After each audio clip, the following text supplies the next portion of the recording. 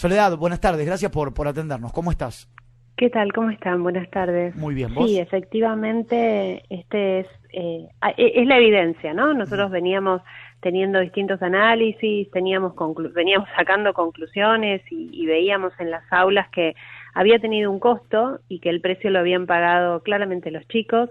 Ahora con esta foto podemos ver claramente que el costo altísimo de las escuelas cerradas lo pagaron los chicos, pero sobre todo los chicos más pobres, porque cuando vos mirás los resultados, el desempeño es mucho más bajo en aquellos niños que provienen de familias de bajos recursos, que no tuvieron en el 2020 la posibilidad de tener acompañamiento en casa, o no tuvieron conectividad, o no había libros en casa para leer, o mamá y papá no los podían ayudar. Hoy claramente sabemos que en la ciudad hay más chicos y chicas que tienen dificultades para leer y que tienen dificultades para comprender los textos que leen. Este es algo que veníamos diciendo, pero que lo confirmamos con esta foto de noviembre del año pasado, con lo cual muestra claramente lo que pasó en el 2020 y en el 2021 en términos de aprendizaje. Ahora, alguien, Soledad, se va a tener que hacer cargo de esto, ¿no? Alguien va a tener que decir, bueno, nos equivocamos nosotros. En este país no suelen pasar estas cosas, lamentablemente no nos hacemos cargo de las decisiones mal tomadas, pero alguien se va a tener que hacer cargo. No se soluciona esto solamente diciendo, bueno, no vamos a hacer evaluaciones. El otro día mi hijo, que estudia en provincia de Buenos Aires, me mandaba el boletín y una evaluación, y yo me sorprendí porque siguen con el muy bien, más, bien, menos. O sea, estas evaluaciones que me parece que no son contundentes a la hora del aprendizaje de nuestros hijos. Digo, ¿hasta cuándo no le vamos a dar el lugar adecuado que tiene que tener la educación en nuestro país? Mira, por lo pronto nosotros nos estamos haciendo cargo de recuperar lo perdido. Nosotros trabajamos para tener presencialidad desde un principio, dijimos que esto iba a ser costoso y que había que volver lo antes posible. Hoy sabemos que las consecuencias fueron estas y estamos tomando medidas extraordinarias. Estas medidas extraordinarias son más escuela, porque claramente lo que faltó fue escuela, la respuesta es más escuela. Y también lo que decidimos es que nosotros no vamos a eliminar los aplazos, no vamos a cambiar los mecanismos de evaluación para que sea más fácil, no vamos a hacer pasar de grado a los estudiantes si no aprendieron lo que tenían que aprender en cada etapa, y claramente no vamos a engañar a las familias diciéndole que sus hijos saben algo que no les enseñamos. Claro. Y lo que sí estamos haciendo es aumentar días de clase, aumentar horas de clase, cambiar la forma de enseñar, porque también esto es importante, no podemos volver a la misma escuela. Y si bien todos lo dicen, pocos lo hacen, nosotros estamos efectivamente cambiando la forma en que enseñan los maestros a leer y escribir, porque está comprobado en los laboratorios de la lengua en el mundo y desde la neurociencia tenemos un montón de investigaciones en este sentido, que corroboran que cuando el docente interviene de determinada manera con los estudiantes, se pueden acelerar los procesos. Y eso es lo que estamos haciendo, con recursos didácticos para los docentes, con capacitación y con material para los chicos en el aula. Y después, exigiendo también a todo el mundo adulto que haga un esfuerzo, ¿no? No solamente los chicos tienen que hacerlo, sino todos, y por eso también tenemos las escuelas abiertas los sábados, y hoy sábado hubo más de 7.500 chicos que concurrieron a nuestras escuelas secundarias para recuperar materias, porque esto lo hicimos obligatorio. La verdad es que ya habíamos hablado que a partir de este año los chicos que debían materias, a diferencia de otras provincias que los hacían pasar, nosotros los obligábamos a ir los sábados para poder recuperar. Porque lo que decimos es que cuando los chicos tienen la oportunidad de aprender, aprenden. Lo que tenemos que hacer es enseñarles. Entonces, esta política de abrir los sábados, de generar más horas durante la semana para los chicos de primaria, todo esto tiene que ver con darles la oportunidad de aprender. ¿Sabes qué me parece, Soledad, y qué lectura algo quizás equivocada? Que la Argentina, digo, más allá del trabajo que hacen ustedes y más allá de lo que han luchado, el otro día Horacio decía algo que a mí me pareció muy interesante, que si ustedes no forzaban la vuelta a la presencialidad, hoy la situación sería peor, y yo estoy de acuerdo, y muchas veces lo he manifestado contigo al aire, y cuando vos no estabas también, que gran parte de la vuelta a la presencialidad en las escuelas es de ustedes, esto no hay dudas, pero me da la sensación que en el tema coyuntural hay un mensaje que me parece muy peligroso, que en la Argentina la educación no es prioridad. Lo siento, pero da la sensación como que en la Argentina y la educación ya no es prioridad. No es algo de agenda fuerte todos los días, como por ahí me estabas contando vos que hacen ustedes en la ciudad de Buenos Aires. ¿Compartís esto conmigo? Mira, es tan simple como mirar en el último mes, en la agenda del presidente, cuántas veces estuvo la agenda educativa, cuántas conferencias de prensa, cuántas visitas a escuelas hizo, cuántas discusiones generó en su gabinete en materia educativa. Ni siquiera te digo que pida disculpas, pero digo, si se reconoce el error para atrás, para adelante, ¿qué están haciendo? Porque nosotros desde la jurisdicción estamos haciendo esto, tenemos este plan de recuperación de contenidos. La parte positiva, porque en esto me parece que tampoco es todo para mostrar que está todo mal y no hay salida, sino por el contrario, nosotros estamos muy optimistas porque lo que estamos viendo en las aulas es que cuando los chicos tienen la oportunidad, cuando los maestros intervienen de forma correcta con los recursos pedagógicos y con las estrategias correctas, los chicos aprendan rápido, se acelera, se recupera ese tiempo. Por eso, como hay menos tiempo en los chicos de secundaria, abrimos los sábados para extender y tener más posibilidades. Pero hay una luz al final del camino siempre y cuando se tomen las decisiones correctas. Y por eso, digo, nosotros tenemos ese optimismo. Ahora, lo que me llama la atención es esto. Revisar la agenda del presidente y contar cuántas veces habló de educación en el último mes. Cuántos anuncios en materia de innovación, de reinvención, de intervención en alguna provincia que no tiene clases. Porque también esto pasa. Sí. Venimos de 2 años sin Santa clases. Cruz, por Hay ejemplo. provincias como Chubut, que yo estuve hace 2 semanas el fin de semana visitando Chubut. Entre el 18 y 20, entre los 3 años, tuvieron 180 días de clase en total. Claro. Lo que corresponde para un año lo tuvieron entre 3. Y después el año de la pandemia, después el año siguiente que hasta septiembre no volvieron. Y en esa provincia pasan de grado igual, pasan de año igual. ¿Qué está haciendo el presidente en ese sentido? Porque es la Argentina, esa es su responsabilidad. La responsabilidad educativa es federal, es de cada provincia. Ahora, el gobierno nacional tiene potestad de acción cuando algún niño en una provincia no está teniendo sus derechos garantizados. ¿Cuántas provincias siguen teniendo paros? Entonces, a mí lo que me preocupa es que sabiendo y teniendo experiencia, antecedentes, investigaciones en el mundo y en la Argentina que demuestran que cuando se interviene los resultados cambian, ¿por qué siguen sin hacer nada? A ver, creo que llegamos a un punto en común donde coincidimos un poco, donde esto que da la sensación que para la Argentina hoy la educación no es prioridad o no está en agenda. Si querés, lo ponemos más liviano, no estar en agenda. Ahora, ¿vos creés que esto es desinterés? ¿Creés que es incapacidad de solucionar temas? ¿O crees que es una política de Estado ya? ¿Desde dónde lo analizás y desde dónde lo encontrás que hoy, después de que los chicos no tuvieron clases, donde hay paros, donde hay provincias que ya lo hemos evaluado y lo hemos tratado, donde no hay clases, donde aprueban con 15 materias previas y todos los temas que hemos hablado ya tiempo atrás, donde la educación evoluciona en vez de crecer, ¿sí? La pregunta es, ¿desinterés, incapacidad o política de Estado? Mira, yo no abono la teoría conspirativa que dice que hacen todo esto intencionalmente para tener un pueblo ignorante. Yo creo que es peor. Yo creo que es el resultado de sucesivas políticas de ignorancia, ¿no? De gente que no tiene la capacidad para tomar las decisiones correctas y no tiene el coraje para tomar las decisiones correctas, porque cuando uno toma decisiones en temas tan profundos toca intereses. Y muchas veces a este gobierno le cuesta enfrentarse, por ejemplo, con el poder sindical. Le cuesta enfrentarse con Cetera y le cuesta decirle a Baradel que no tiene razón y que hay que hacer cosas pese a que a él no le gustan. Entonces es ignorancia más falta de coraje.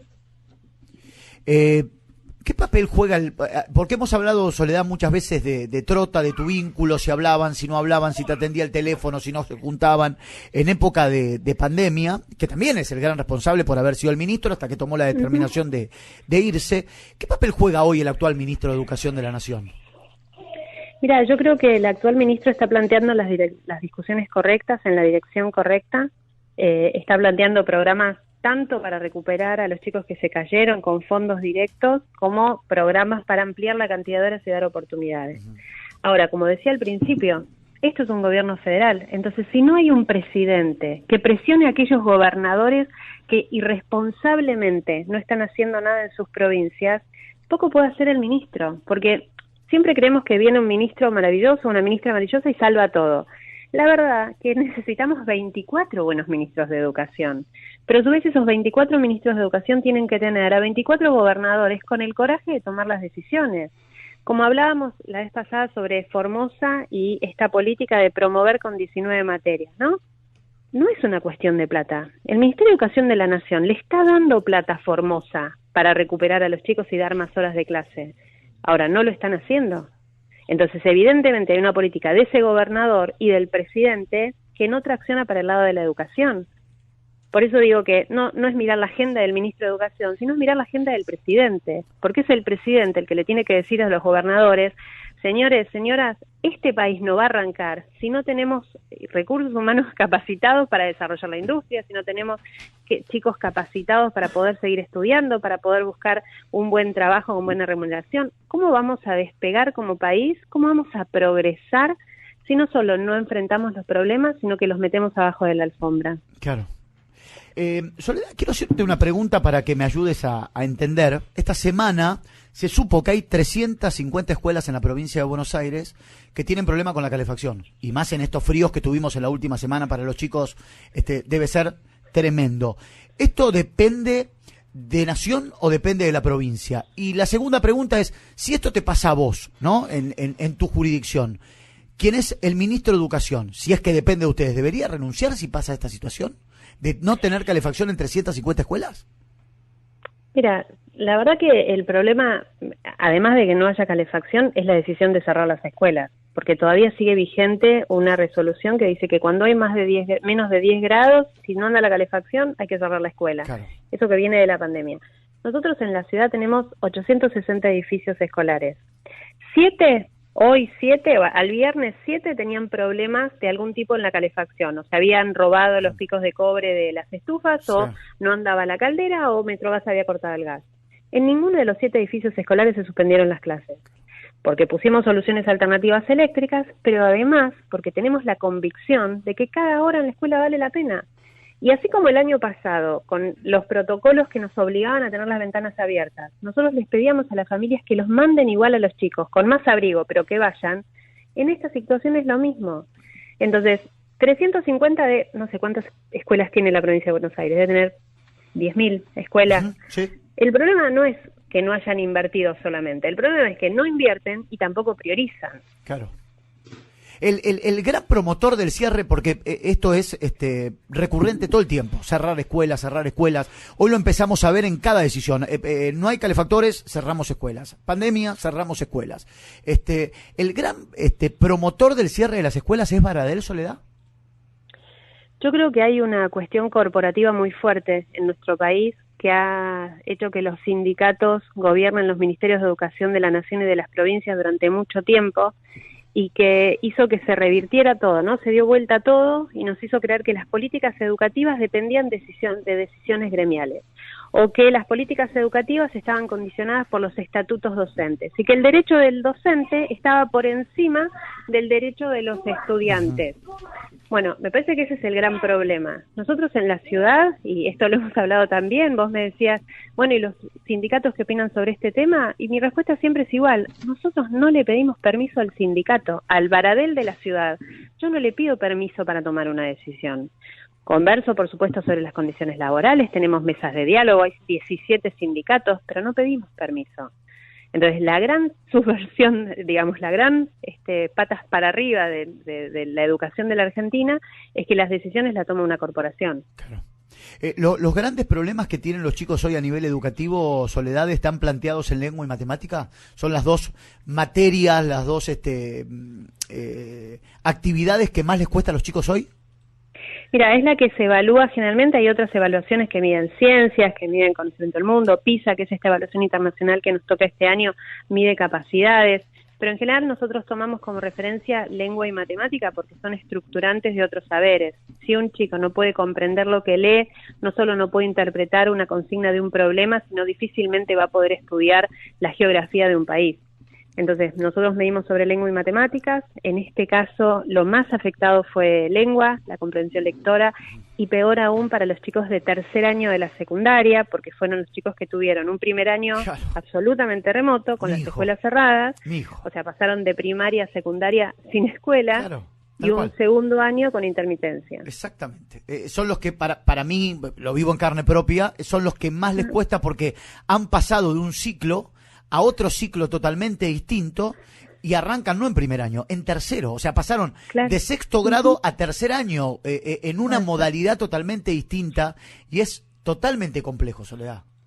Sí, y por eso nuestro esfuerzo con las clases de los sábados y con las horas extra clase y con todo el material que estamos poniendo en las escuelas, porque es con quienes menos tiempo tenemos. Los chicos de primer grado que no tuvieron clases y que aprendieron a leer en casa, si bien es grave, porque si no estructuramos ahora, después les va a costar toda su trayectoria, tenemos tiempo para ir recuperando los saberes. Los chicos de secundaria no, nos queda poco tiempo en la escuela. Por eso hay que agregar más días de clase, por eso hay que agregar más horas de clase, por eso hay que agregar otros recursos pedagógicos al aula para que los chicos puedan estudiar. Y también las familias pueden ayudar. Para nosotros esto es importante y permitime que haga este comentario. Por favor. Nosotros creemos que las familias son parte de la solución. Y por eso, y en esto de hacer y tomar medidas y realizar cuestiones extraordinarias, nosotros pusimos una página a disposición, desde la página del gobierno se entra a una plataforma donde le contamos a cada familia cuáles son los estándares de saberes que se espera para cada chico. Esto es, si mi hijo va a sexto grado, ¿qué debería saber y aprender en sexto grado? Si mi hijo va a tercer año, ¿qué debería aprender en tercer año? Esto, por un lado, para que las familias también puedan mirar, acompañar y saber, porque viste a veces vienen las familias enojadas a la escuela diciendo, mi hijo no sabe dividir todavía por 2 cifras y yo a esta altura ya sabía. Bueno, ¿qué tiene que saber ese niño en cada etapa de su desarrollo? Y esto está acompañado por unas guías orientativas y ejercicios para que puedan complementar desde casa. Si en otro momento nosotros apostábamos a que no había que hacer tarea para los chicos que tenían jornada doble, hoy decimos que es importante que en casa también hagan tarea. Es importante que también refuercen con ejercicios en casa y complementen en casa, y sobre todo que para la familia, para mamá, papá, para los adultos de casa, la escuela forme parte importante del diálogo en la mesa de la familia. ¿Cómo te fue en la escuela? ¿Qué hiciste? ¿Tenés todos los materiales? ¿Necesitas algo? ¿Te ayudo? Ordenémonos, te hago una rutina de estudio. Complementar desde casa es fundamental para que el esfuerzo que los chicos que están haciendo en la escuela junto con los docentes tenga más impacto. Soledad, en este contexto, de mi parte la última, después te quiere preguntar Tommy, ¿se puede modificar final de ciclo lectivo o modificaciones en las vacaciones de invierno, por lo menos en la ciudad, o no va a haber modificaciones del plan educativo que se planteó a comienzo de año? No, nosotros planteamos un calendario extendido de 192 días de clase. Y lo que planteamos además es que tanto en verano como en invierno hay clases, las escuelas están abiertas para aquellos chicos que tienen que recuperar contenidos. No colonias, sino clases. Bien. Escuela durante el verano y escuela durante el invierno. Pero no se modifican fechas. Digamos, las vacaciones de invierno, de invierno están previstas para una fecha, serán en esa fecha, y el fin del ciclo también está estipulado para fin de año. Exacto. Lo que puede pasar es que a alguna familia en particular le propongamos que sus hijos o su hija o su hijo vayan a las escuelas de verano o de invierno para poder complementar lo que estuvieron estudiando si es que necesita un poco más de refuerzo. Soledad, ¿cómo estás? Un gusto, como siempre. A ver, mi consulta va en realidad por fuera de todo lo que estás hablando con Gaby, que tiene que ver, hace un ratito decías que fuiste a la provincia, creo que de Chubut, me parece, que estuviste ahí de la recorrida. A ver, ya estás como lanzada, te lo pregunto bien, yo sé que siempre mi pregunta va por el tema electoral y falta mucho tiempo, pero, a ver, diste ya declaraciones de que vos querés que Horacio Rodríguez Larreta sea presidente, o por lo menos que estás peleando o poniéndote la camiseta de Rodríguez Larreta para una elección 2023. ¿Estás recorriendo ya la Argentina, digamos, vos como ministra de Educación, para, en el caso de que sea electo Rodríguez Larreta, vos ser la ministra nacional? No, mira, yo sí estoy trabajando para que Horacio sea candidato, y la forma de apostar y trabajar para eso es ayudar a tener planes. Digo, la mejor forma no solo de ganar una elección, sino de luego tener un buen gobierno es tener los planes para dar vuelta a esta situación. Y lo que pasa, no lo estoy recorriendo intencionalmente, no estoy viajando casi nada. Lo que pasaba en este caso en particular, que Chubut es una provincia devastada, una provincia, como contaba recién, que durante 3 años no tuvo clases antes de la pandemia, y donde hay un grupo muy fuerte de familias y de docentes que están trabajando en una propuesta para la provincia y querían conocer la experiencia ciudad, y obviamente somos una referencia para el resto de la Argentina, entonces viajé para acompañar esa mesa educativa, pero no estoy en plan de viajar, recorrer y postularme. Sí estoy colaborando con los planes nacionales y los planes de la ciudad, por supuesto, pero es parte de mi responsabilidad política y me compromiso con el proyecto de Horacio. y de la Argentina. Soledad, te amplío un poco lo de Tommy, hablando de Chubut, donde estuviste y lo manifestaste. ¿Es la provincia que más golpeada está a nivel educativo? Digo, porque hablamos mucho de la provincia de Buenos Aires, hablamos mucho de la ciudad, porque vos sos la ministra de Educación de la ciudad. También entendemos un poco lo que ha pasado en el interior, en las provincias del interior del país. Ahora, ¿Chubut es la más compleja a nivel educativo hoy en la Argentina? Mira, es una de las del ranking de las 5 más complicadas, sobre todo, es lo que experimenté allá hablando con las familias y con los docentes, desde el punto de vista de la experiencia, ¿no?, de los chicos, porque uno dice, bueno, desde la política hay paro, no pagan los salarios están retrasados, pero cuando vos hablas con la gente que vive ahí, lo que te das cuenta es que las familias tienen un nivel de angustia enorme, porque no tienen otra posibilidad. No es que dicen, bueno, todo mi salario lo voy a poner en la educación, entonces voy a una escuela privada. No hay oferta privada. Claro. No es que dicen, bueno, ya está, la pública cierra, paso a la privada, me voy a la provincia de al lado. En la Patagonia las dimensiones son enormes. Claro. O sea, están presos de esta situación política.